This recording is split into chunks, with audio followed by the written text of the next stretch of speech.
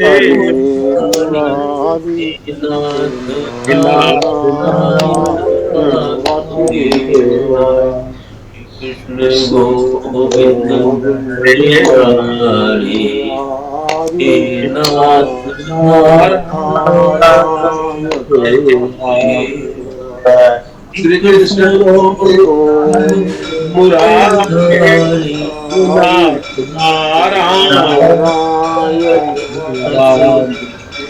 श्री कृष्ण कृष्ण गोविंद हरे गोविंद मुरारी मुरारी मुरारी हे हे नाथ नारायण नारायण वासुदेवाय श्री कृष्ण कृष्ण गोविंद गोविंद हरे हरे मुरारी हे हे नाथ नाथ नारायण नारायण वासुदेवाय श्री श्री कृष्ण कृष्ण गोविंद गोविंद हरे हरे मुरारी मुरारी हे नाथ नाथ नारायण नारायण वासुदेवाय वासुदेवा श्री कृष्ण गोविंद गोविंद हरे हरे मुरारी मुरारी हे नाथ नाथ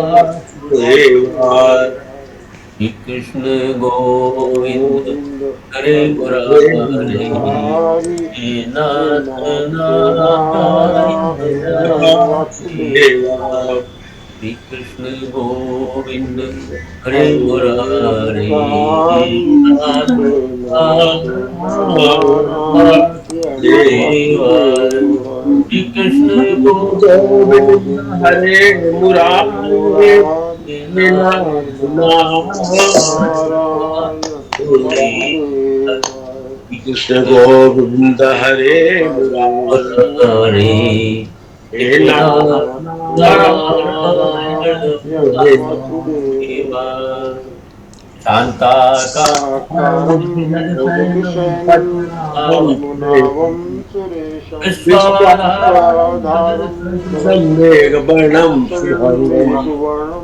शुभाङ्गं लक्ष्मीकान्तं लक्ष्मीकान्तं कमलनयनं कमलनयनं ज्ञानगम्यं वन्दे वन्दे विष्णुभवनं विष्णुभवहरं सर्वलोकैकनाथं एकनाथम् तं ब्रह्मा तं ब्रह्मा वरुणेन्द्ररुद्रमरुतः वरुणेन्द्ररुद्रमरुतः यत्त्वमरुतगणपतिः वेदैः वेदै साङ्गपरिषदगामिनीं सादावौ सामगामिनीं तद्गतेन सादा मनसः तद्गतेन मनसा पश्यन्ति यं योगिनो शान्तं न विदुषुवासुकणा देवाय देवाय तस्मै तस्मै नमः नमः गीता शास्त्रमिदं शास्त्रम् इदं पुण्यं या पठेत तीर्थात्मा विष्णोर्परमाप्नोति भयशोकादिवर्जितः गीता गीतार्थं शीलस्य प्राणायाम परस्य च नैव सन्ति हि पापानि पूर्वजन्मकृतानि च मद मलविमोचनं पुंसां जलस्नानं दिने दिने सुकृतगीतात्मभस्मी स्नानं संसारमल्नाशनम् गीतासु गीता गीता सुगीता कर्तव्या कर्तव्या किमन्यैः तैः शास्त्रविस्तरैः शास्त्रविस्तरैः या या स्वयं वसुमित्तदादिविभीषितः वार्ता अमृत सर्वस्वं विष्णोर्वक्षादिविभीषितम् गीतं गोदकं पीत्वा पुनर्जन्म न जन्म न विद्यते विद्यते धर्मोपनिषदो गावो गोपाल गोपाल नन्दनः पार्थो वत्स पार्थो जीवोऽथामृतं गीतामृतं महत् गीतामृतं महत् गीतं शास्त्रं इदं देवकी शास्त्रं देवकी पुत्रगीतं पुत्रगीतम् एको एको देवो देवो देवकी पुत्र देवकी एव पुत्र एव एको एको मन्त्रस्य मन्त्रस्तस्य तस्य नामानि नामानि यानि यानि कर्माप्येकं तस्य तत्त्वमेतदेव हाँ, आज का पारायण किसका है?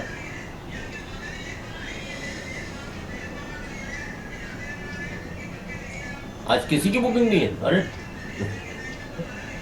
अरे गुरुजी। हाँ ठीक है, आप करा दें।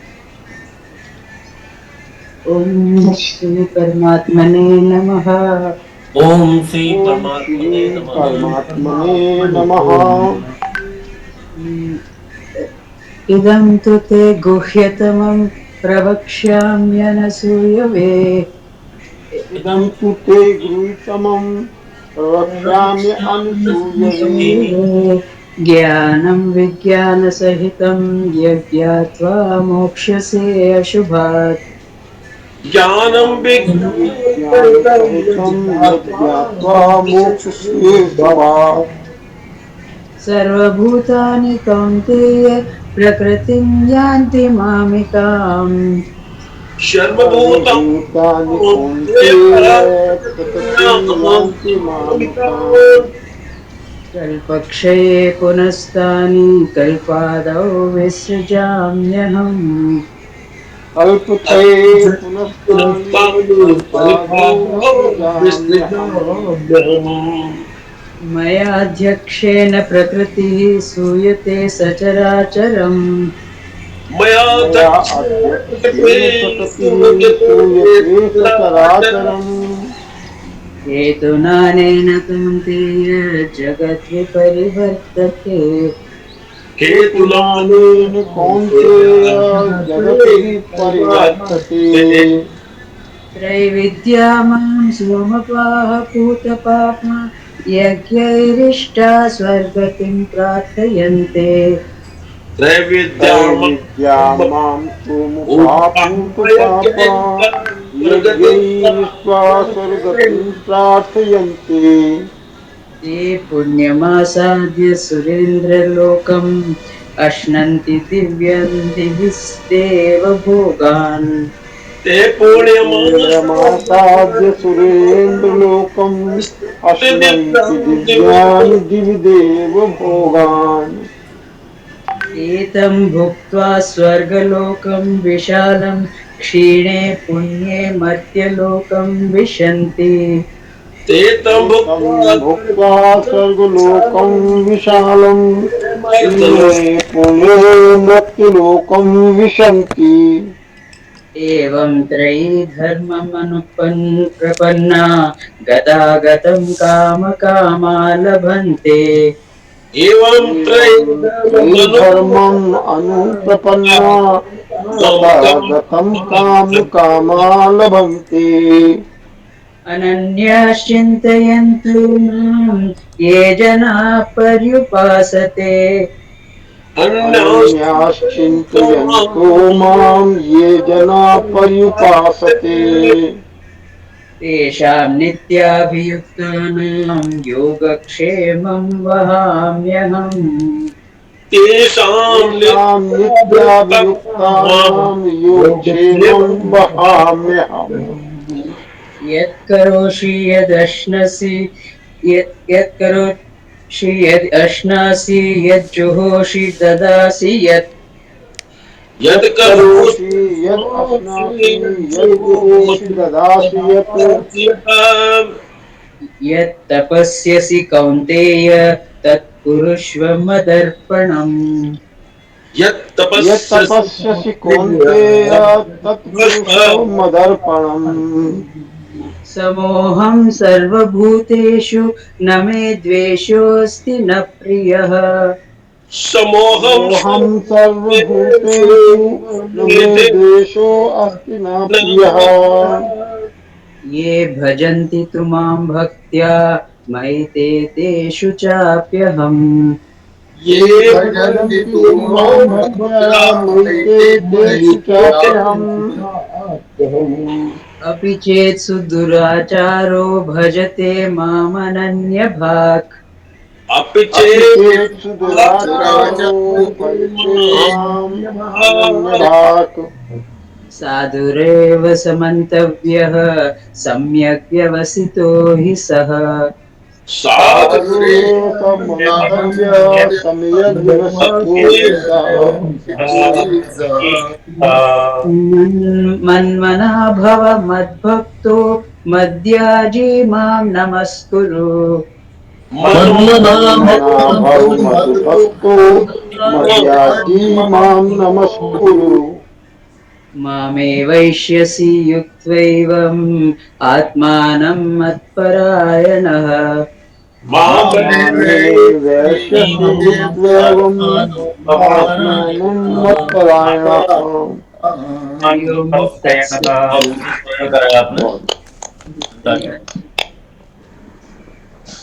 कल गुरु पूर्णिमा थी, आपको बधाई गुरु पूर्णिमा की। हालांकि कल थी वो।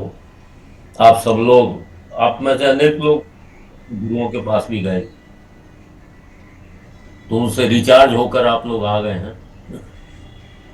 हम लोगों ने ही घर पर एक कार्यक्रम रखा था, उसमें काफी लोग आए थे।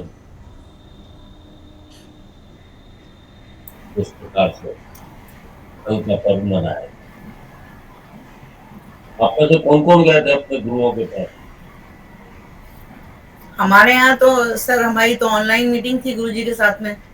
अच्छा, ऑनलाइन थी। जितने गुरुजी रहते हैं गोरखपुर में, तो उनके स्टूडेंट बहुत सारे फैले हुए, नेपाल पेपाल सब जगह। बड़े बुजुर्ग हैं वो, हाँ, और ये मूर्धन्य विद्वान है। तो उन्होंने नहीं, कहा वो था लोग भाग्यशाली हैं जिनका कोई ना कोई गुरु बना हुआ है। हाँ, तो उन्होंने कहा था कि ऑनलाइन करेंगे, तो उसकी व्यवस्था करी थी। बल्कि डॉक्टर अमिताभ से हमने रिक्वेस्ट की थी कि आप उसको रिकॉर्ड कीजिए, डॉक्टर अमिताभ बराबर बने रहे उसमें। उन्होंने अच्छा। रिकॉर्डिंग करी पूरी, क्योंकि हमें नहीं हाँ, करनी आ रही थी। अब जूम पे नहीं हो पा रही थी। जूम पे हम जब कर रहे थे, कुछ कुछ पता नहीं क्या बता रहा था वो मुझे। जूम हाँ, ने कोशिश की थी, लेकिन फिर लगा कि सबसे कहेंगे 40 मिनट बाद फिर से जुड़ो, तो वो कुछ बहुत अच्छा सा। फिर गुजरन का नहीं अपना ही लिंक दे देते हैं हम, और मीटिंग तो फिर कोई कैसे भी ऑडियो कर लेगा, देखा जाएगा। फिर हमने अमिताभ जी से वैसे ही पहले कहा था, तो अमिताभ जी बहुत अच्छे रहे, मतलब उनके बहुत हम ग्रेटफुल हुए उन्होंने। अमिताभ जी एक्सपर्ट है इस चीज के। डॉक्टर अमिताभ बहुत एक्सपर्ट है। उन्होंने पूरी, और जबकि उन्होंने बहुत सारी बाद में कलर्स बहुत सारी करी, सब में मैंने उसकी आवश्यकता नहीं थी, लेकिन डॉक्टर ने सारे का सारा रिकॉर्ड करके अपने आपको एडिट करना पड़ेगा, इतना सारा थोड़ी डाल सकते हैं। सारे के सारे कुछ बोले जा रहे थे जी। बट डॉक्टर साहब ने बहुत बहुत मेरी हेल्प की। सच में I am so much thankful to him, सच में। जी जी, प्रणाम मैम, प्रणाम सर जी। प्रणाम। हम भी सर ऑनलाइन ही अपने गुरुजी से वाराणसी में हैं, तो बात की।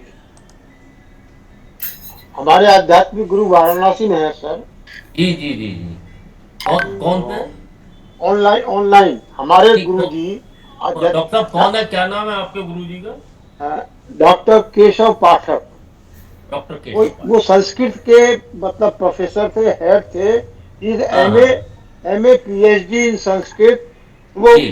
गीता रामायण भागवत सब चीज, मतलब मदर टंग है उनकी संस्कृत। क्या क्या बढ़िया पढ़ाते हैं। Basically he super specialist for Ram कथा मानस के। ऐसे ऐसे व्यक्तियों से मिलना भी बहुत पुण्य कारक होता है। और हमारी एक और गोष्ठी हुई थी जो हमारी गायत्री परिवार की थी। उसमें हमारे पास बड़े बड़े हमारे दादा वगैरह जो लोग हैं, उनसे हम लोगों ने फिर एक गोष्ठी की थी रात में, गुरु वंदना वंदना गा के बकायदा आराम से गुरु जी के। हाँ, गायत्री परिवार में तो जैसे कुमकुम जी गई हुई है, वहाँ गिरी जी महाराज आए हुए थे, उनका शायद 3 दिन का कार्यक्रम था। हाँ। लेकिन हम लोग का एक अलग है, जो हम लोग बृहस्पति के दिन रात में गोष्ठी करते हैं हमेशा। मतलब गुरु जी कोई भी एक किताब लेके उसको हम लोग डिस्कस करते हैं, ऐसे आजकल कर रहे हैं मरणोत्तर जीवन पर, पुनर्जन्म एक हो सकते। किसके जीवन पर? गुरु जी की किताबें हैं, गुरु जी श्री राम शर्मा जी की, आचार्य जी की, गुरुदेव की जो किताबें हैं, उनका बड़ा साहित्य ना, 3700 कुछ ऐसी किताबें हैं।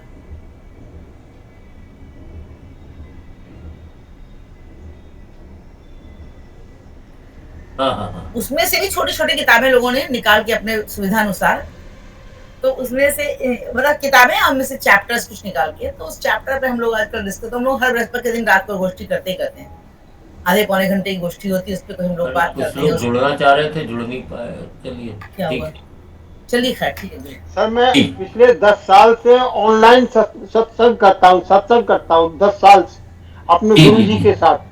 और अब पिछले कोरोना के टाइम से ये ऑनलाइन वाला सिस्टम शुरू हो गया, तो वो भी करीब 80+ हो चुके हैं। वैसे कोरोना हम लोग के लिए वरदान साबित हुआ है, कुछ भी कहिए, वरना संभव नहीं था हमारा कभी ऐसे कर सकते। देखिए, बुरी से बुरी चीज में भी कुछ ना कुछ अच्छा ही होती है। हमें तो अच्छा ही लगती है, बहुत अच्छा ही लगती है। अब अपने आप रहिए, सुरक्षित रहिए और ज्ञान बढ़ाते रहिए, क्या बुराई है। हाँ, तो पिछले सत्र में हम लोग 30वें श्लोक पर थे।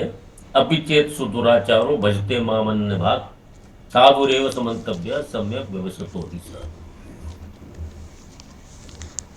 अपिचेत सुदुराचारो, इसकी व्याख्या तो हो गई थी कि अगर दुराचारी से दुराचारी भी अनन्य भक्त होकर मेरा भजन करता है, उसको साधु ही मानना चाहिए, क्योंकि उसने भगवान की प्राप्ति का दृढ़ निश्चय कर लिया है।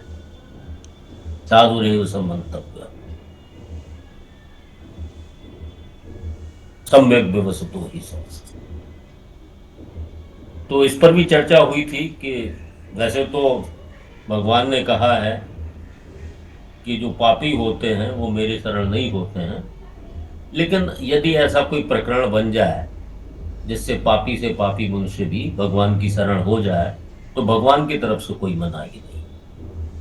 ये यहाँ से और 33वें श्लोक तक, 30वें श्लोक से 33वें श्लोक तक भगवान ने 7 प्रकार के भक्तों की बात कही है, और 7 प्रकार के भक्तों में सब कवर हो जाता। कहने का अर्थ यह है कि भगवान की भक्ति की मनाही, भक्ति के लिए मनाही किसी को भी नहीं है, सभी उसके अधिकारी है। इसी बात को भगवान ने यहाँ से 4 श्लोक आगे तक, 30वां, 31वां, 32वां, 33वां, इन 4 श्लोकों में यही बात कही है कि सभी मेरी भक्ति के अधिकारी हैं, चाहे पापी से पापी हो, चाहे वो मनुष्य हो, पशु हो, पक्षी हो, वो सभी मेरी भक्ति के अधिकारी हैं। तो यहाँ भगवान ने दुराचारी की बात कर दी है। दुराचारी से भी दुराचारी व्यक्ति है, वो भी अगर मुझे अनन्य भक्ति से बसता है तो उसे साधु ही मानना चाहिए। अब अगले श्लोक के अंदर भगवान, अब ये अनन्य भाग जो है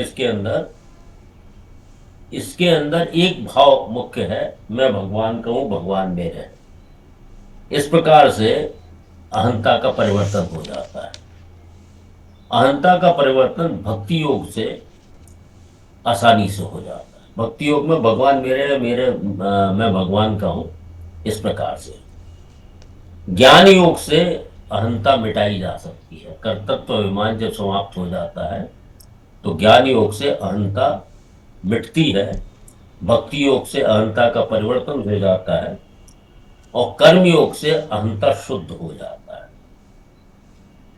तो जैसे कर्मयोग क्या है कि हम ये नहीं देखते हैं कि दूसरा अपना कर्तव्य निर्वहन कर रहा है कि नहीं कर रहा है।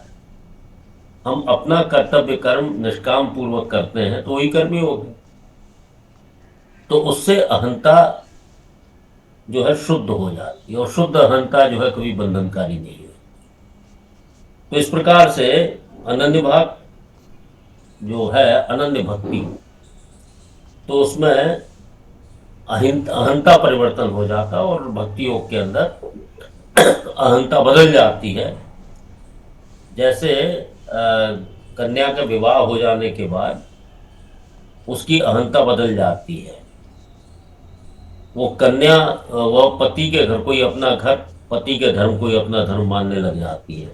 इससे पूर्व जो है, जो पिता के घर में रहती है, तब तक उसका अहंता जो है वो पिता का घर को अपना घर मानती है, और जो पिता का जो धर्म है उसको अपना धर्म मानती है। लेकिन जैसे ही विवाह हो जाता तो उसकी अहंता, ये स्वामी जी ने एक एग्जाम्पल किया है।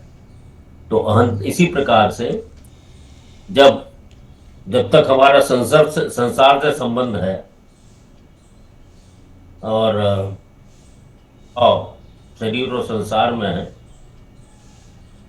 और उसके बाद जब हृदय परिवर्तन होता है, ये बात कही गई जब चेत सुदुराचारो, जब उसका अहंता परिवर्तन होता है तो वो भगवान के संबंध को ही असली संबंध मानने लगता है, संसार से संबंध विच्छेद हो जाता है। इसी बात को कि साधुरेव समन्तव्य, इसी चीज को जो व्याख्या जो है अगले श्लोक में आ जाती है। अगले श्लोक में क्षिप्रम भवति धर्मात्मा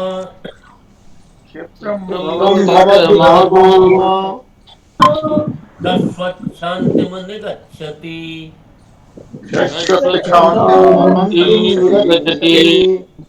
कौन्तेय प्रतिजानीहि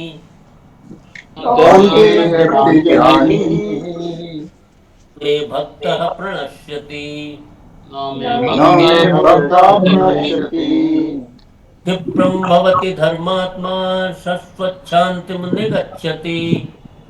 क्षिप्रं भवति धर्मात्मा शान्तिं निगच्छति।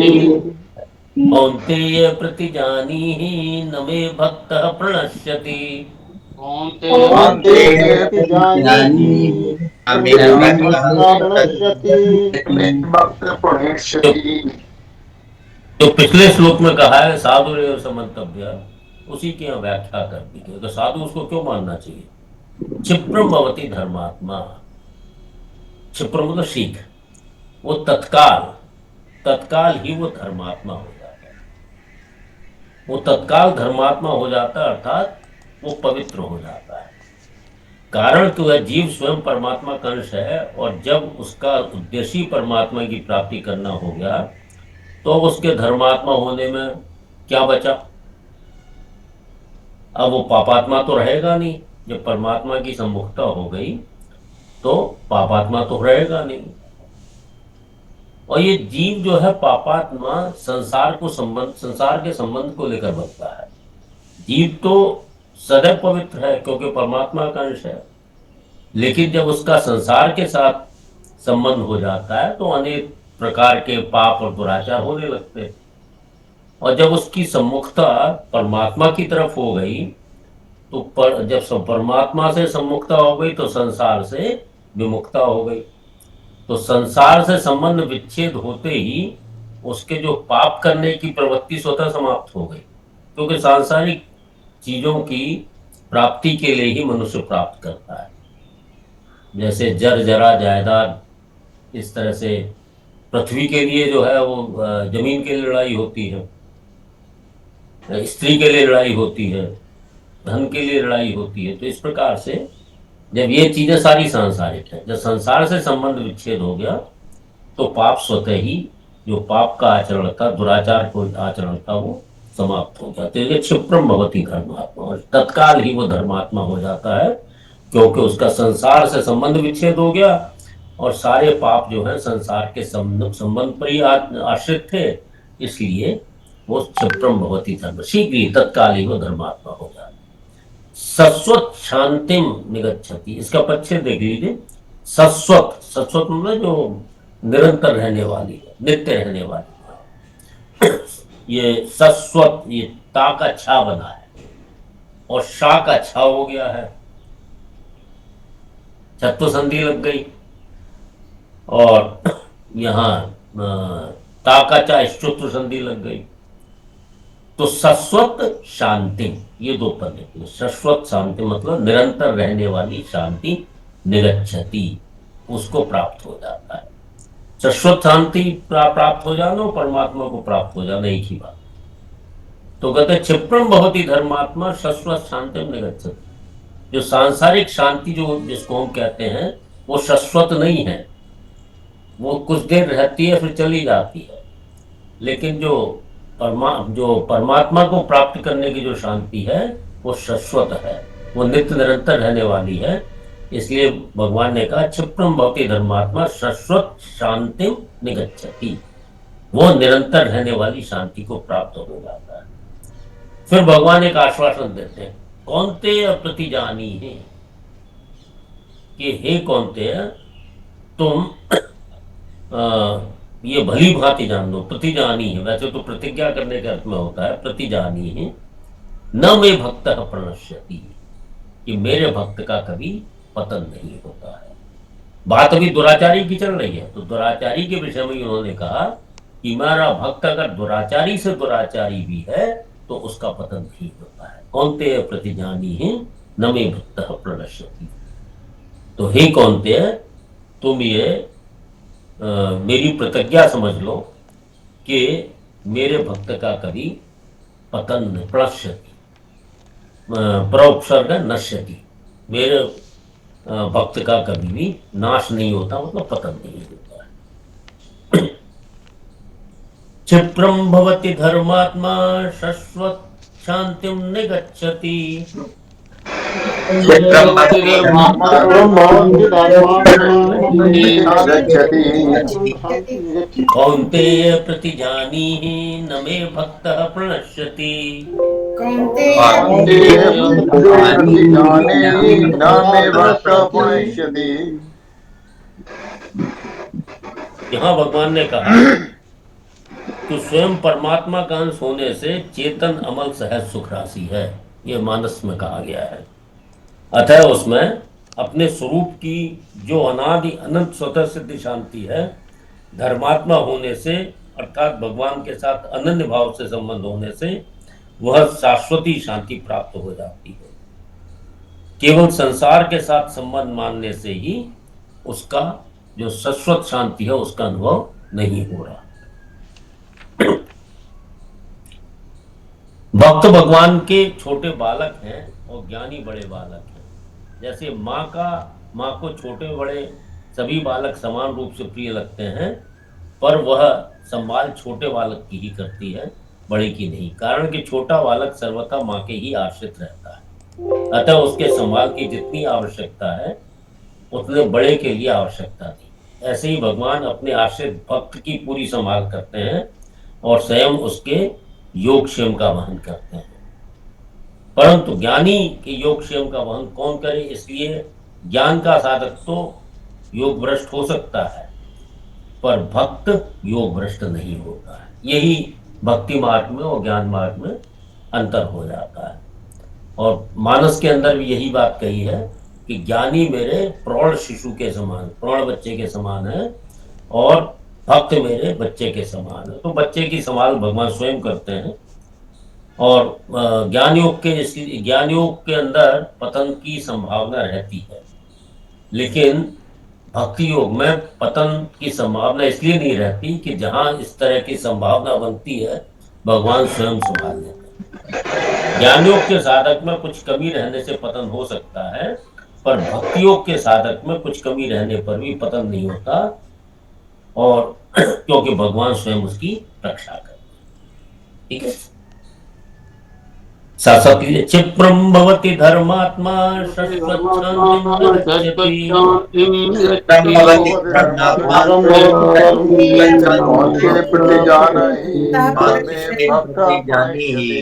न मे भक्तः प्रणश्यति।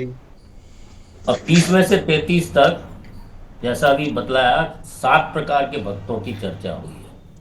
और सबसे पहला भक्त भगवान ने सुदुराचारी को दिया कि जो दुराचार की जो पराकाष्ठा पर है उसको भी मेरे भक्ति का अधिकार है, तो बाकियों को क्यों नहीं होगा। अब भगवान ने 4 प्रकार के जो भक्त हैं, जो अधिकारी हैं, भक्ति के अधिकारी हैं, उनकी बात थोड़ी सी ज्यादा थी तो ये कभी बिल्कुल बेकार है। माइक बंद म्यूट कर लेगा। ये छोटे हैं तो हाँ, मां ही पार्थ व्यपाश्रित्य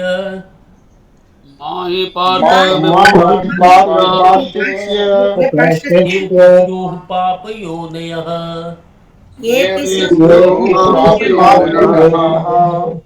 स्त्रियो वैश्यास्तथा शूद्राः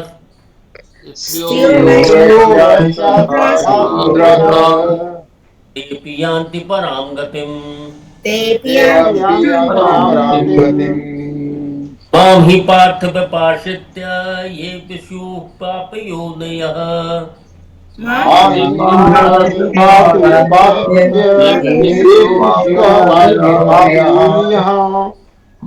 स्त्रियो वैश्यास्तथा शूद्रास्तेऽपि यान्ति परां गतिम्।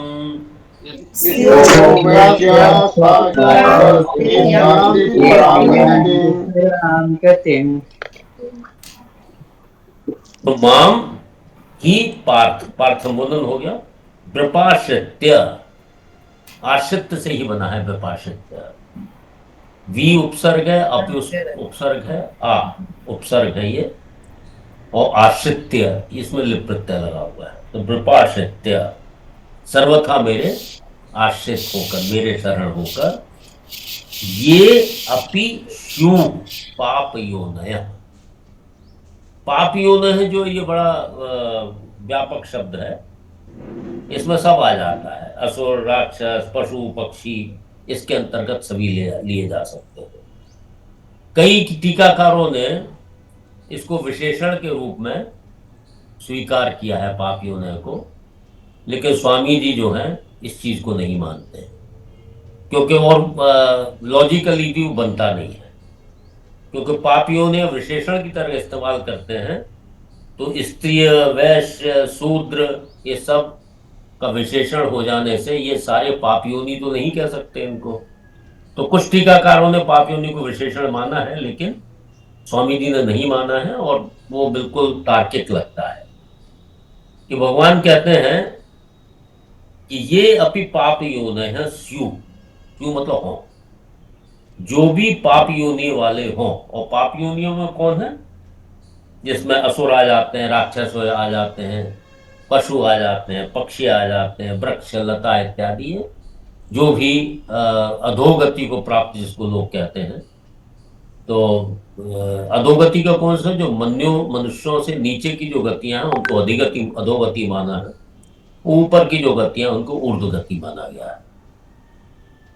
तो मनुष्य के अतिरिक्त जो गतियां हैं और नीचे वाली, उनको यहाँ पाप योनि नाम दिया है, जिसमें असुर, राक्षस, पशु, पक्षी, कीट पतंग सारे आ जाते हैं।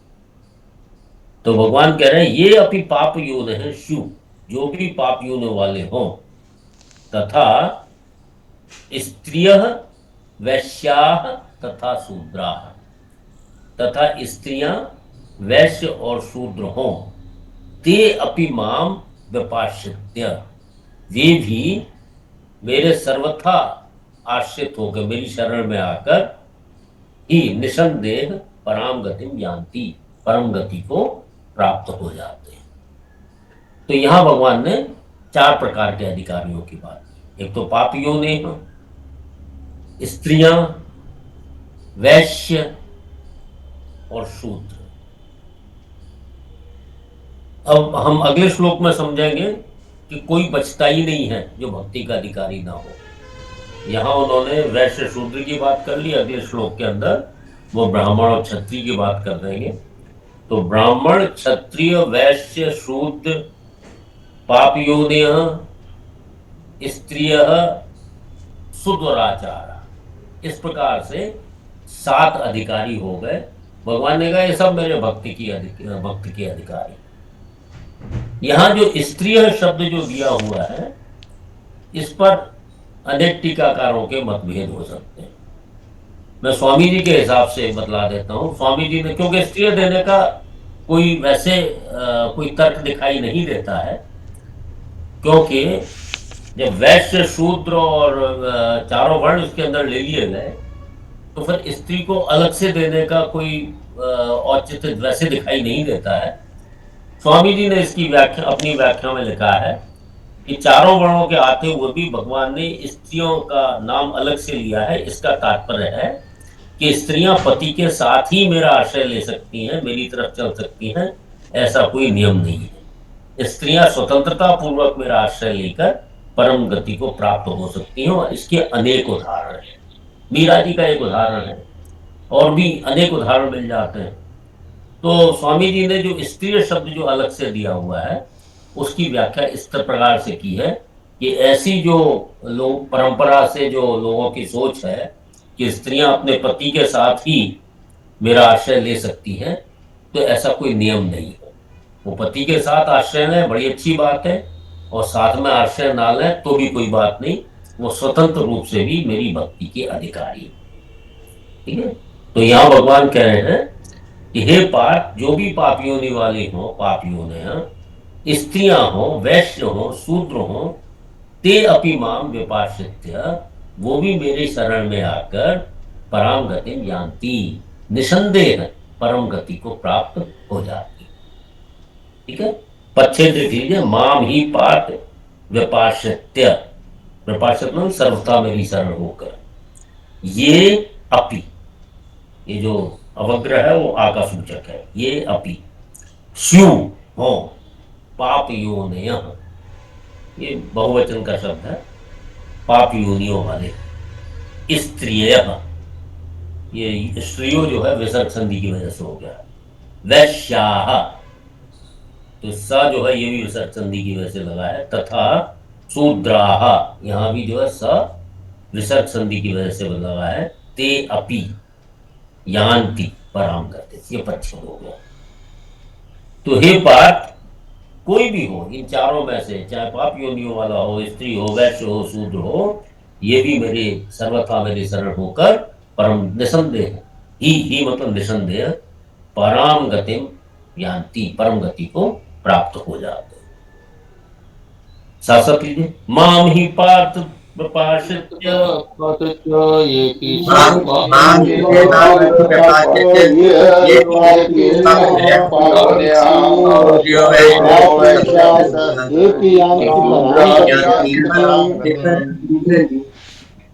कहने का भाव यह है कि भगवान की तरफ चलने में भाव की प्रधानता है।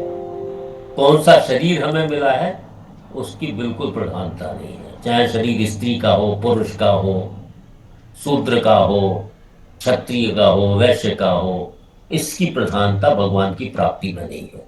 ये जो शरीर मिले हुए हैं केवल लौकिक व्यवहार के लिए मिले हुए। चारों वर्णों की जो रचना की गई है वो सब लौकिक व्यवहार के लिए है। और उसके अंदर एक जेनेटिक साइंस समझ लीजिए कि कार्य करने में आसानी पड़े। जैसे ब्राह्मण का पुत्र शुरू से देखता है कि किस प्रकार से पूजा अर्चना की जाती है, किस प्रकार से पढ़ाया लिखाया जाता है, तो जब शुरू से जो है तो संस्कार उसके वैसे ही बन जाते हैं, तो उसको इस धर्म को निभाने में कोई परेशानी नहीं होती। वैश्य का पुत्र शुरू से देखता है कैसे व्यापार किया जाता है, किस तरह से सारे काम किए जाते हैं, खेती बाड़ी, व्यापार इत्यादि, तो उसे परेशानी नहीं होती, क्योंकि माता वैश्य है, पिता वैश्य है, तो उसको कोई परेशानी नहीं। तो उस धर्म से ऊंच नीच की दृष्टि से ये भ्रम है, कोई ऊंच नीच नहीं है, सबको अपना अपना धर्म निभाते हुए समाज की सेवा करनी है। यही भगवान की आज्ञा, भगवान की आज्ञा। अरे पाठक जी माइक म्यूट कीजिए। भगवान की तो यही आज्ञा है, यही बात उन्होंने कहा है कि किसी भी वर्ण का हो, स्त्री हो, पुरुष हो, वो सब मेरे भक्ति के अधिकारी हैं। कोई ऐसा नहीं है जो कि मेरी भक्ति का अधिकारी ना हो। इसको पूरा कर लें, फिर आपका एक आध प्रश्न है, मैं देख रहा हूं 2 हाथ उठे हुए हैं। इस आशा कीजिए, फिर आगे चलते हैं। माम ही पार्थ अब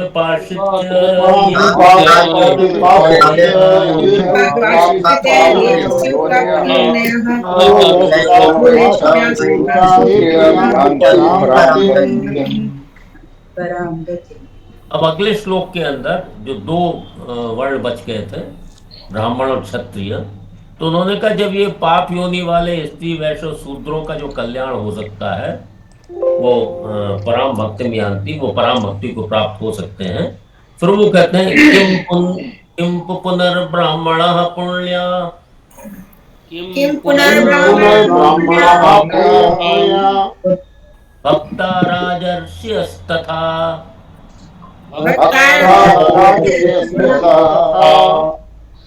अनित्यमसुखं लोकम् इमं प्राप्य भजस्व माम्।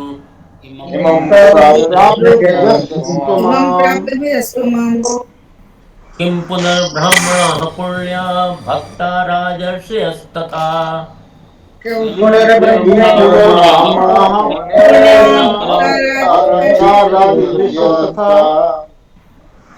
अनित्यमसुखं लोकम् इमं प्राप्य भजस्व माम्।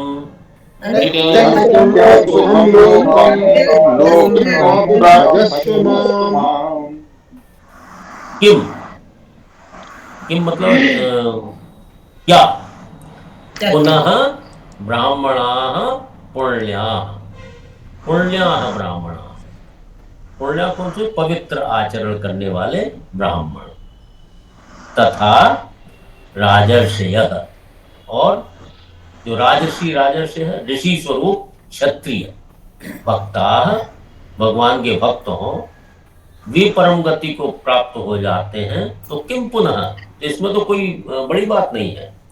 जब पापियों ने स्त्री वैश्य शूद्र जो है वो परम गति को प्राप्त हो सकते हैं, तो किम पुनर्ब्रह्मणा पुण्या भक्ता राजर्षयस् तथा, तो जो पवित्र आचरण वाले जो ब्राह्मण हैं और जो ऋषि स्वरूप क्षत्रिय ऐसे भक्त भगवान को प्राप्त हो जाए, तो इसमें कौन सी बड़ी बात है, तो वो तो हो ही जाएंगे।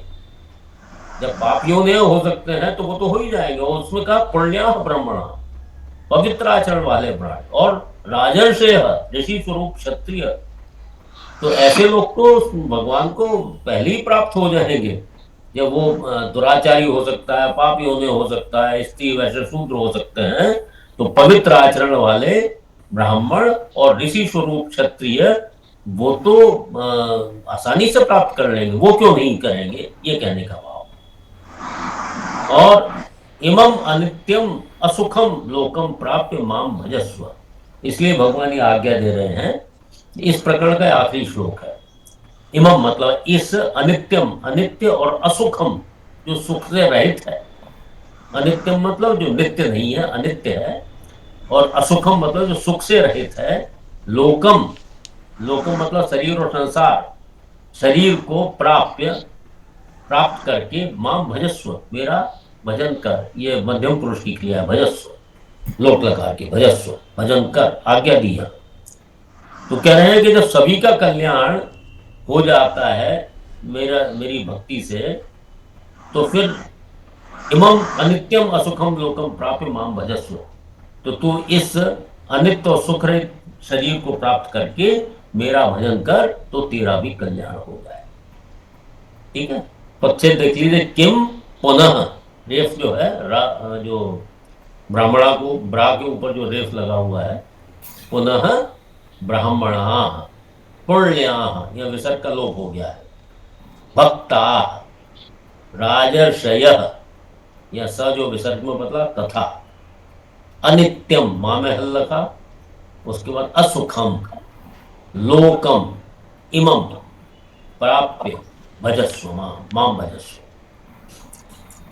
तो भगवान ने यहाँ तक इस श्लोक के पूर्वार्ध तक 7 प्रकार के भक्ति के अधिकारियों की बात कर दी, और उसके बाद अर्जुन को आज्ञा दी कि इमम अनित्यम असुखम लोकम प्राप्य माम भजस्व, इसलिए तू अनित्य और सुख रहित शरीर को प्राप्त करके मेरा भजन कर, क्योंकि सभी लोग मेरी भक्ति की प्राप्ति के अधिकारी हैं।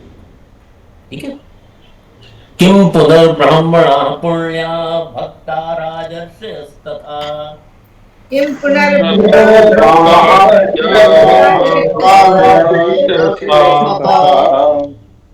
नित्यम सुखम लोकम इमं प्राप्य भजस्व माम,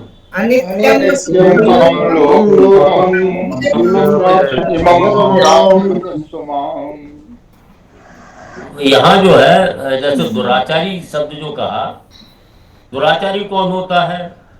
जो वर्तमान में पाप कर रहा है। तो जो वर्तमान में पाप कर रहा है वो भी भक्तों के कल्याण कर सकता है अपना। और पापियों ने है कौन है? जो पूर्व जन्म में पाप कर चुका है, इसलिए पाप योनि में गया। तो जो वर्तमान में पाप कर रहा है उसका भी कल्याण हो सकता है। पापियों ने है जो पहले पाप करके आया उसका भी कल्याण हो सकता है। चारों वर्णों का कल्याण हो सकता है, और स्त्रियों अलग से कह दिया है। तो इस प्रकार से भगवान ये कह रहे हैं कि सबके सब मेरी भक्ति के अधिकारी हैं और मेरी भक्ति के द्वारा अपना कल्याण कर सकते हैं। यही बात भगवान ने मानस में कही है, कह रघुपति सुन भामि निभाता, मानो एक भगत कर नाता, जाति पात कुल धर्म बढ़ाई, धनबल परिजन गुण चतुराई, भगत हीन नर सोहे कैसा, बिनु जल बारिद देखे कैसा। स्पष्ट है, अर्थ तो स्पष्ट है इसका, कि भगवान ने सबरी के प्रकरण में कहा है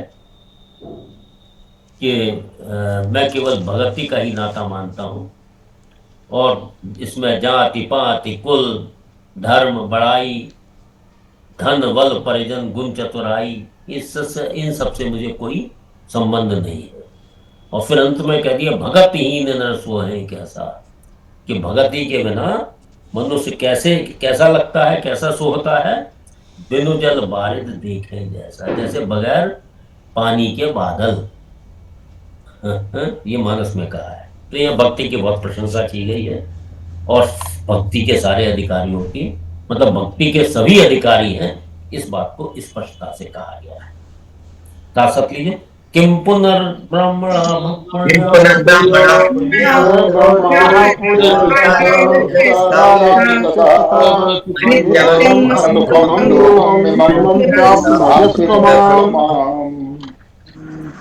अब कुछ हाथ रखे हुए थे। हाँ, राजेंद्र प्रसाद सक्सेना जी क्या कह रहे हैं? सर मैं ये कहना चाह रहा था कि सर ये 32वें श्लोक में, एक्चुअली 32वें श्लोक पर ही मैंने हाथ उठाया था, और जब ये प्रकरण चल रहा था तो आपने स्वामी जी की टीका से इसकी व्याख्या और भी ज्यादा अच्छी तरीके से, प्रभावी ढंग से आपने बताई थी। मुझे ऐसा कुछ आभास हो रहा है कि स्त्री वर्ड कहीं भी इस्तेमाल पूर्व में नहीं हुआ है, और इस बार ऐसा इस्तेमाल हुआ है, तो उससे मुझे ऐसा कहीं आभास होता है कि क्या नाम, स्वामी जी ने कुछ मेल डोमिनेटेड सोसाइटी को तो की वजह से तो स्त्री शब्द का प्रयोग नहीं किया है। Exactly. हाँ, ऐसा कह सकते हैं, ऐसा कह सकते हैं। स्वामी जी ने भी ये लिखा है कि ऐसी मान्यता है कि पति के बगैर स्त्री का स्वतंत्रता से कल्याण नहीं हो सकता, तो मान्यता सही नहीं है, यही बात कही। ठीक, थैंक यू। और पांडे जी, वीएन पांडे जी। पंडित पाद साहब, मैं एक्चुअली थोड़ा कंफ्यूजन आपको हो रहा है। ये प्रतिजानी ही ये किस पुरुष का है, मतलब मध्यम पुरुष तो नहीं है या प्रतिजानी ही? हाँ जी, सक्सेना जी की सहायता लेते हैं। सर यहाँ पर ज्या धातु है, जानी ही जो पद है यहाँ ज्या धातु है, और लोट मार का आज्ञा के अर्थ में लोट लकार मध्यम पुरुष एक वचन, ये है यहाँ पर जानी ही। तो ठीक सर, अब इसका मतलब ये हुआ कि जब मैंने किसी और किताब में जो पढ़ा था, तो आज्ञा अर्थ जब है तो तुम अर्जुन को आज्ञा दिया जा रहा है, तुम घोषणा करो, तुम बोलो, इसका मतलब ये हुआ। अगर आज्ञा अर्थ है तो अर्जुन को आदेश है कि तुम, मैं नहीं बोलूंगा, तुम बोलो। तो ये आश्चर्य हो रहा सर, ये प्रभु उनसे काहे बुलवा रहे, तुम बोलो। सक्सेना जी क्या कह रहे हैं? इसमें स्पष्ट है, ज्या धातु का अर्थ होता है अवबोधने, तो ऐसा निश्चित जान, प्रतिजानी, तो ऐसा निश्चित जान। अच्छा, तो ऐसा निश्चित जान, ये अर्थ है इसका। अच्छा, तो बिल्कुल सही है, बिल्कुल सही है, सही क्लियर। तुम ऐसा जानो, और कई जगह कह दिया है तुम ऐसी प्रतिज्ञा करो, क्योंकि वो प्रतिज्ञा के अर्थ में भी होता है। लेकिन भगवान कह रहे हैं कौन ते प्रतिजानी है, तू भली भांति ऐसा जान, प्रतिजानी, तू ऐसा भली भांति जान, न मेरी भक्ति प्रणस्ति, कि मेरे भक्ति का पतन नहीं होता है। यहाँ की असलियत में सक्सेना जी को तो पता होगा, ये आर्ष प्रयोग कर दिया है यहाँ। असल में सर ये आपके प्रयोग उन्होंने, स्वामी जी ने तो लिखा है, स्वामी जी ने लिखा है आर्ष प्रयोग। लेकिन ये जो हम लोगों की ये वाली संस्कृत गीता या भाषा है ना सर, इसमें जब मैंने देखा तो सर इसमें दिया हुआ नहीं है, और जानी ही रूप भी बनता है। तो अब ऐसा क्यों लिखा है स्वामी जी ने, इसका कारण स्पष्ट नहीं होगा। इस पर हम लोग चर्चा कर लेंगे। तो यहाँ ये है कि हे पार्थ, तुम, हे कौनते, तुम इस चीज को भली भांति जानो कि मेरे भक्त का कभी पतन नहीं होता है। बिल्कुल, इतना यार, ठीक है। धन्यवाद। चलिए, तो यहाँ तक ये प्रकरण समाप्त हो जाता है। अब अंतिम जो श्लोक है इस अध्याय का, उसके अंदर भगवान भजन का स्वरूप बतलाते हैं। तो भजस्व माम जो कहा है ना 33वें श्लोक में, कि अनित्यम असुखम लोकम इमं प्राप्य भजस्व माम, तो भजस्व माम जो पद है, इसकी व्याख्या उन्होंने अगले श्लोक में कर, कि भजन का स्वरूप क्या है उसको भगवान बतला रहे हैं। और ये श्लोक जो है वो 18वें अध्याय में भी लगभग मिलता जुलता श्लोक कहा गया है। 18वें अध्याय का 65वां श्लोक, मन मना भव मद भक्तो मन मना भव मद भक्तो मद्याजी माम नमस्कुरु मद्याजी माम नमस्कुरु मामे वैश्यसि युक्तवैवम्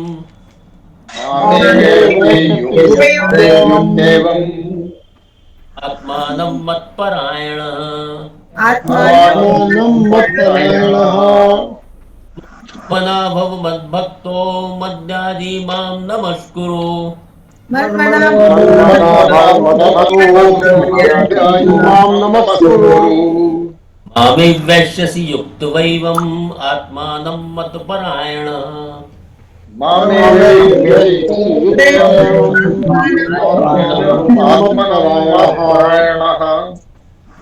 मन्मना भव मद्भक्तः भव मद्भक्तः भव मेरा भक्त हो जा। मेरा भक्त हो जा मतलब कि तू केवल मेरे साथ ही अपना संबंध मान, मेरे साथ ही तू अपनापन कर, केवल मेरे साथ ही संबंध जोड़, जो कि पहले से ही है। तुझे नई बात कुछ नहीं करनी है, उस संबंध को केवल पहचानना है। ठीक है। मन मना भव, मुझ में मन वाला हो जा। मद्याजी, मद्याजी मतलब अजन होता पूजन करना, मेरा पूजन करने वाला हो, अर्थात जो भी तू सांसारिक लौकिक पारलौकिक जो भी क्रियाएं कर रहा है वो तू केवल मेरी प्रसन्नता के लिए कर, मेरे पूजा के रूप में कर। पूजा मद्याजी मतलब मुझे मेरा पूजन करने वाला हो जा। तो जो भी तू कार्य कर रहा है, जो भी पूजा अर्चना खाना पीना उठना बैठना, ये सारे के अंदर मेरी पूजा का भाव हो। मध्या माम नमस्कुरु, मेरे को नमस्कार कर कि जो भी कुछ अनुकूलता प्रतिकूलता तेरे प्रारब्धवश या किसी भी कारण से वो जो भी कुछ आ रही है वो तेरे कल्याण के लिए ही आ रही है। इस प्रकार से तू अपना इस प्रकार से मानकर तू मेरा मुझे नमस्कार कर। कहने का अर्थ है कि जो भी कुछ मैं अनुकूल प्रतिकूल जो भी परिस्थितियां दे रहा हूं वो उनको तू स्वीकार कर, सरल स्वीकार कर, वही नमस्कार कर। और इससे कहते हैं माम एव ऐश्यसी, मुझे ही प्राप्त करेगा। युक्तवा एवं आत्मानम, युक्तवा मतलब मेरे साथ लगकर, और मत परायण है, मेरे परायण हुआ, माम एव ऐश्यसी, मुझे ही प्राप्त करेगा। तो भगवान क्या कह रहे हैं? मद भक्त भव, मेरा भक्त हो जा। बतलाया भक्त क्या है? मनमना भव, मेरे में मन वाला हो जा। तो मन तो वही लगता है जहाँ हमारा कोई विशेष संबंध होता है, जहाँ अपनत्व होता है वही मन लगता है, जिसमें प्रियता होती है वहां मन लगता है। तो मन मना भव, मुझे मन वाला हो जा, मतलब भाव वही है कि मुझसे अपनापन मान, मुझ में प्रियता कर, मेरे में पूजन करने वाला हो जा। सारी क्रियाओं को, जो पहले कहा है सारी क्रियाओं को मेरे अर्पण कर दे, वही भाव है कि जो भी कुछ क्रियाएं कर रहा है वो मेरी पूजा के रूप में कर, तो अर्पण अपने आप हो जाएंगे। माम नमस्कुरु, और मुझे नमस्कार कर, अर्थात जो भी कुछ परिस्थितियां मैं तुझे दे रहा हूं वो तेरे कल्याण के लिए ही दे रहा हूं, इस प्रकार से समझना ही उनको नमस्कार करना। एवं आत्मानम युक्त है, इस प्रकार अपने आप को मेरे साथ लगाकर मत परायण, मेरे आश्रित होकर, मेरे परायण होकर, मामे वैश्यसी, मुझे ही प्राप्त करेगा। बहुत तो मामे वैश्य युक्त वैभव आत्मानम मत परायण, यहाँ एवं का तात्पर्य है कि एवं इस प्रकार से मद भक्त से तू स्वयं मेरे अर्पित हो जा। भक्त जो है स्वयं अपने आप को अर्पित करता है। मन मना से, मन अंतःकरण का हिस्सा है, तो मेरे अंतःकरण जो है उससे अर्पित हो जाएगा मन मना भाव से। मद्यादि से जो सारी क्रियाएं हैं, क्रिया और पदार्थ, क्योंकि पूजा के अंदर क्रिया भी होती है पदार्थ भी होता है, तो मद्यादि से तेरी सारी क्रियाएं पदार्थ जितनी भी सामग्री है भगवान के अर्पण हो गए। माम नमस्कुरु से तेरा शरीर मेरे चरणों के अर्पित हो गया, इस प्रकार से मेरे परायण हुआ, तू मेरे को ही प्राप्त हो जाएगा। यहाँ पूर्ण शरणागति की बात कही गई है कि तू स्वयं अपने आप को मेरे अर्पित कर दे, सारी क्रियाओं को अर्पित कर दे, और मेरे तेरे शरीर में स्वयं अर्पित हो जाता हो, वस्तुतः सभी अर्पित हो जाते। तो इसके अंदर मद भक्ता ही मुख्य है कि मेरा भक्त हो जा। तो इस प्रकार से तू मुझसे लगकर मुझे ही प्राप्त करेगा, ये भगवान ने कहा है। ठीक है। मन्मना भव मद भक्तो मद्यानि माम नमस्कुरु।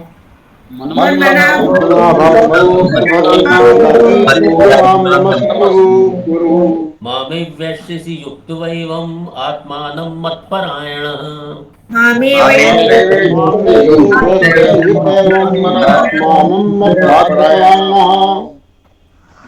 तत्परायण का तात्पर्य है कि मेरी मर्जी के बिना कुछ भी करने कराने की किंचित मात्र भी स्फुरणा नहीं रहे, मेरे साथ सर्वथा अभिन्न होकर, तो जैसे कहा है ना कि मेरे हाथ का खिलौना बन जा।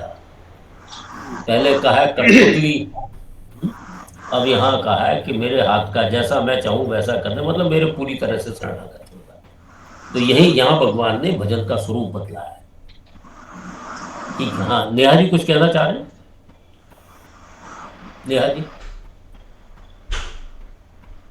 नेहा जी आपने हाथ उठाया हुआ। नेहा सिन्हा जी। जी प्रणाम गुरुजी। प्रणाम। गुरुजी मेरा ये एक पॉइंट है कि जो मैंने भी साधक संजीवनी पहले नहीं पढ़ी हुई थी, अभी मैं देख रही हूँ उसको भी, तो उसमें बहुत सारी बातें जो है वो वेदांत के विरुद्ध जा रही हैं साफ साफ। तो जैसे कि वेदांत के आचार्य जो भी हैं, वेदांत में ये बताया गया है एक यूनिफाइड पाथ है जो इससे लेके उस तक जाता है।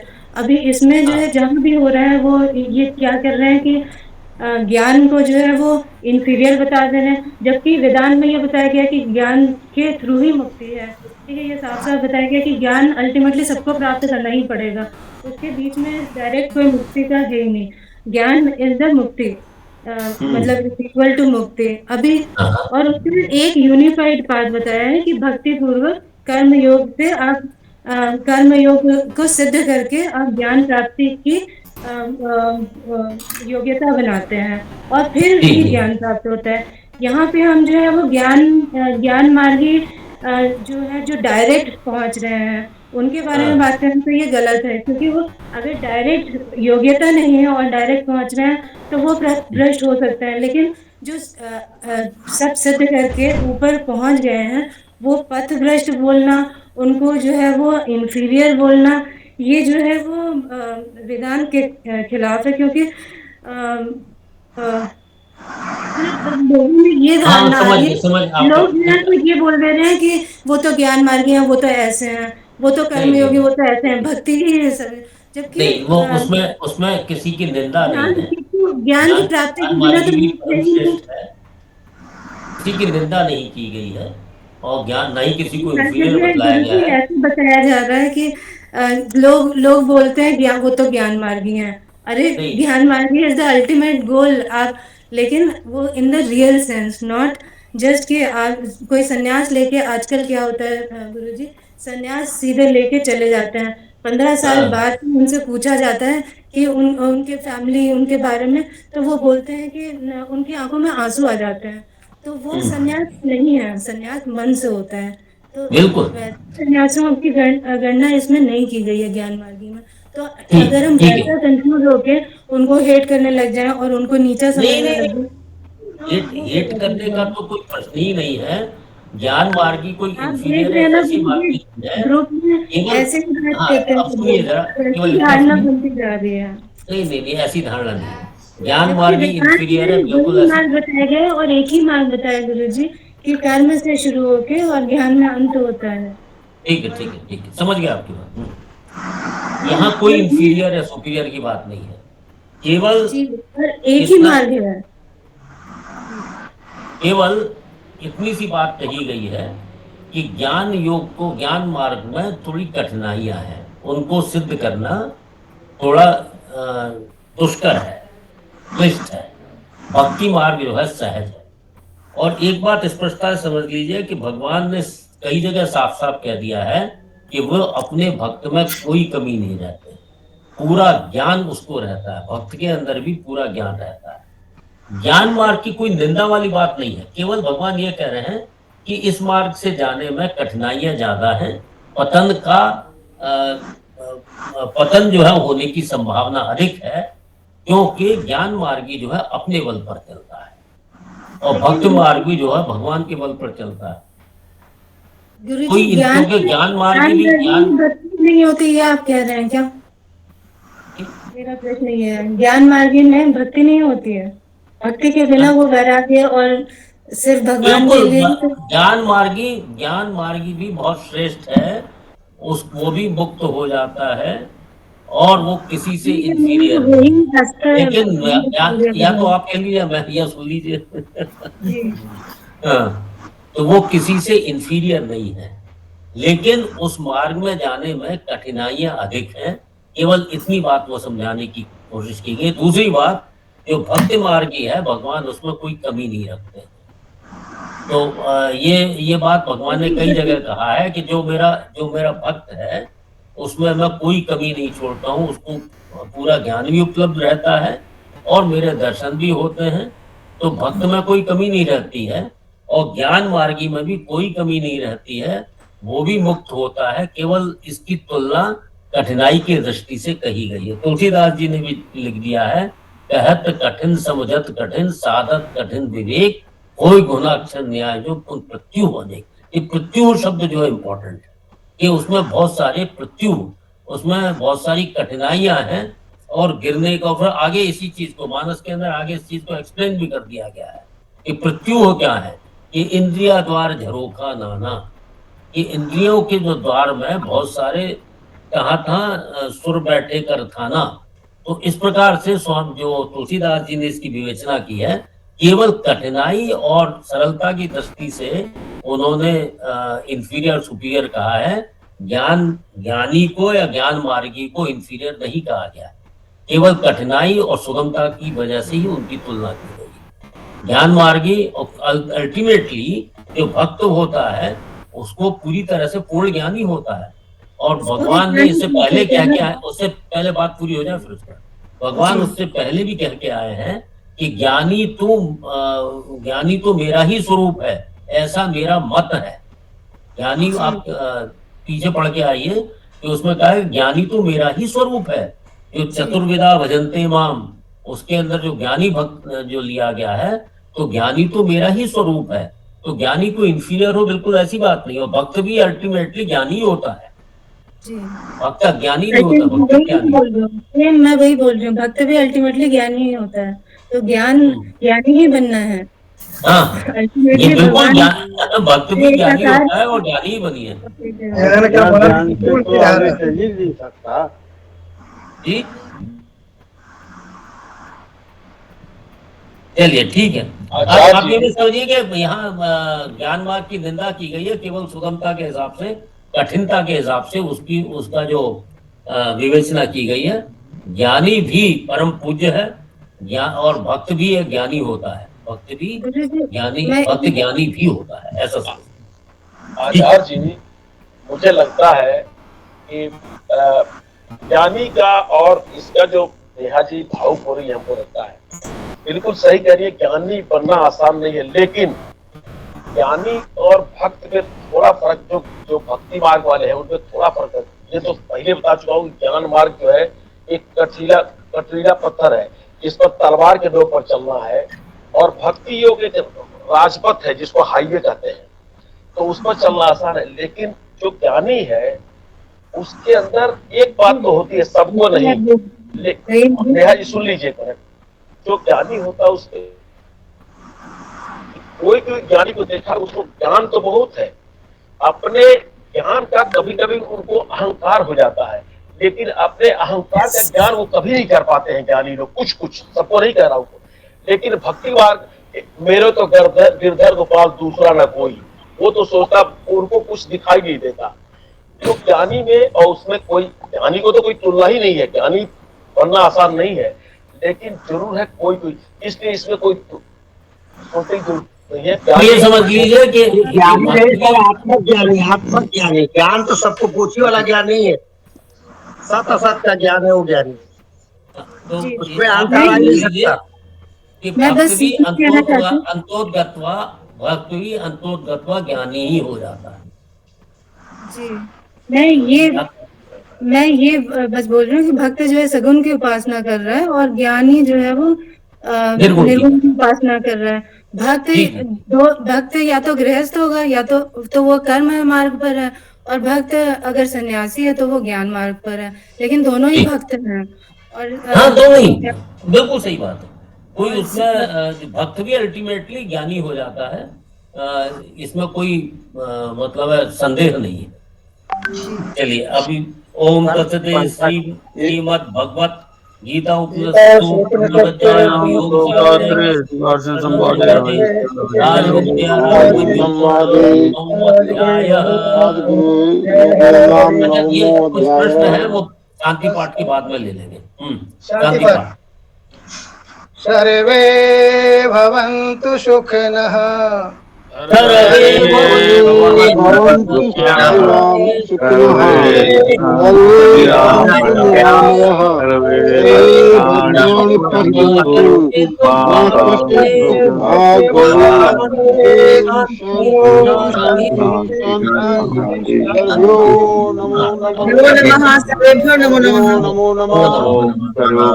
नमो नमः।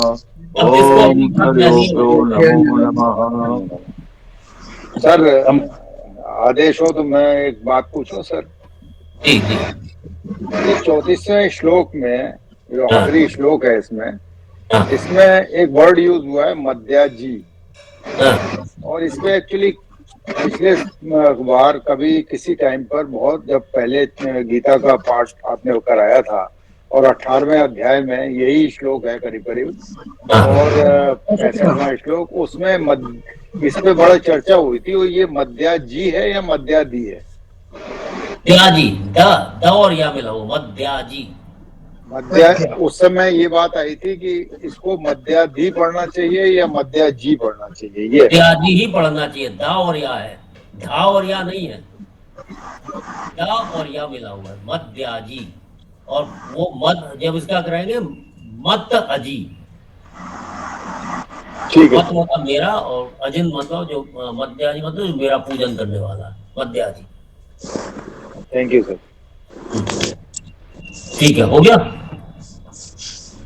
चलिए अब हम अगले सत्र से गुरु जी ज्ञान वो भक्ति मार्ग में जो है आत्मसमर्पण भाव अधिक होता है ना? जी जी जी जी जी, जो शरणागति और समर्पण भाव भक्ति में ज्यादा है।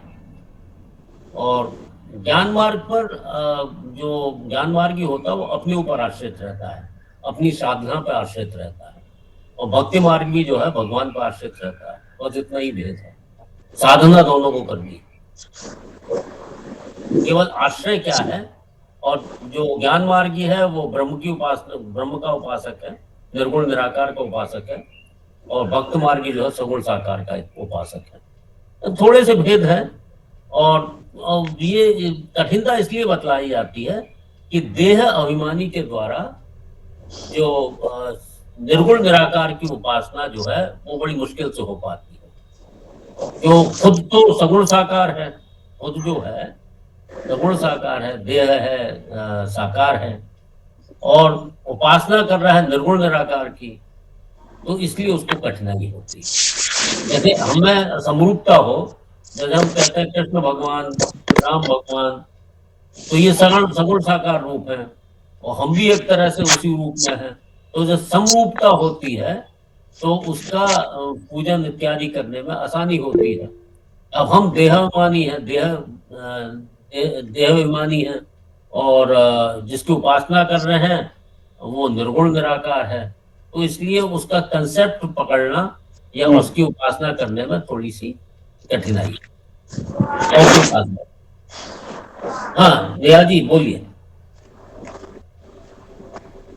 गुरु जी मैं ये बोल रही हूँ कि अभी हम नहीं कर रहे हैं, उस लेवल पे हम अभी नहीं कर रहे हैं। जब हमारा कर्म योग सिद्ध होगा तभी हम ज्ञान मार्ग पे चल पाएंगे, और तब हमारे लिए आसान होगा।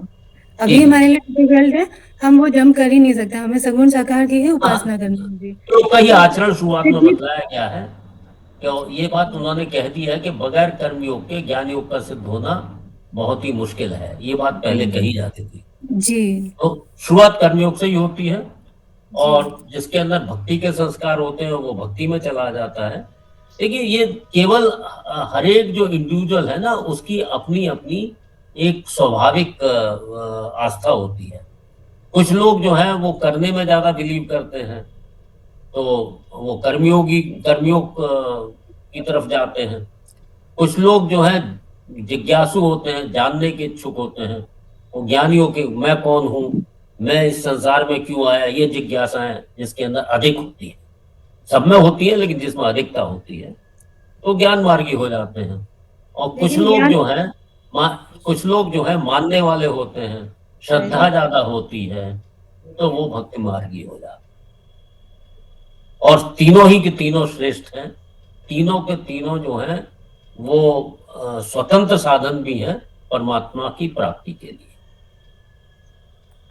चलिए तो आज यहीं तक, अगले सत्र से हम 10वां अध्याय करेंगे और चर्चा 9वें और 10वें की साथ साथ करेंगे, ठीक है। सर्वेभ्यो नमो नमः। सर्वेभ्यो नमो नमः। सर्वेभ्यो नमो नमः। नमो नमः नमो नमः नमो नमः नमो नमः नमो नमः।